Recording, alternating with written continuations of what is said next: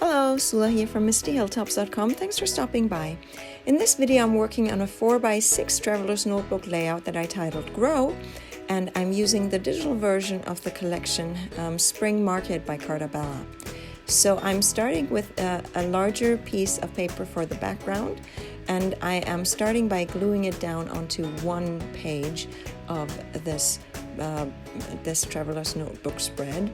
And so then I actually take it apart so that I can just cut away, and then the rest will go on the other page. But I want it to be, because I'm not planning on stapling this book together, so I don't want the pages to just be glued together that way and get from handling or something get ripped or anything. So I just want them to be separate.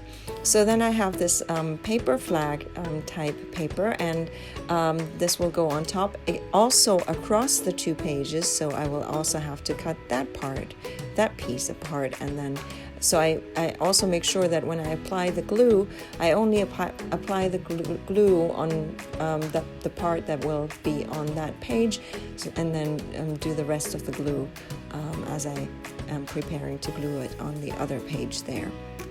I did design this page in Silhouette Studio, as I usually do when I'm using digital scrapbooking products, and so just because it's easier, I can prepare the page and then get everything ready for printing, and then just assemble the page.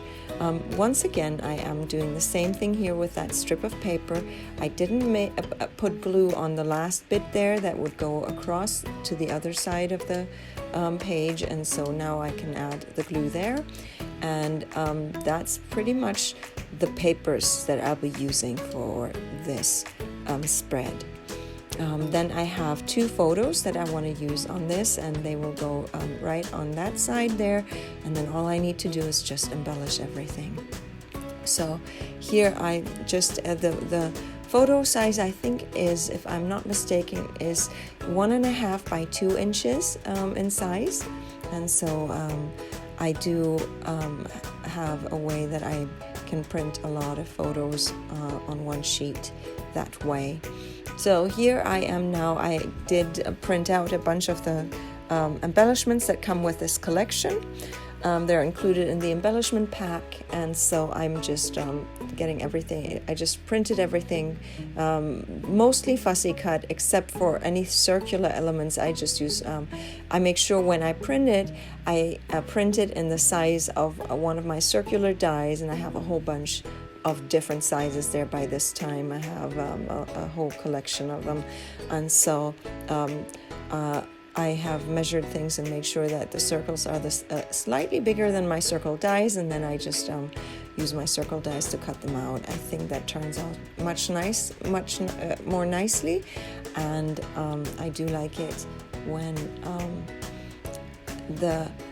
that die cut piece, it just does a little popping off the page. So here, even that embellishment piece goes across the two pages, that flower cluster there, and so I just go ahead and also make sure I hadn't put any glue on that side, and then glued it down just cut it apart and glued it down on the other side of the page.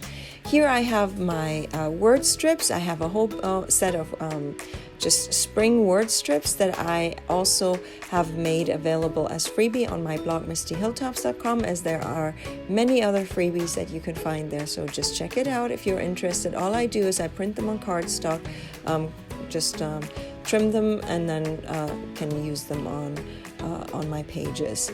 And they're small in size, so they work very well for smaller type scrapbooking.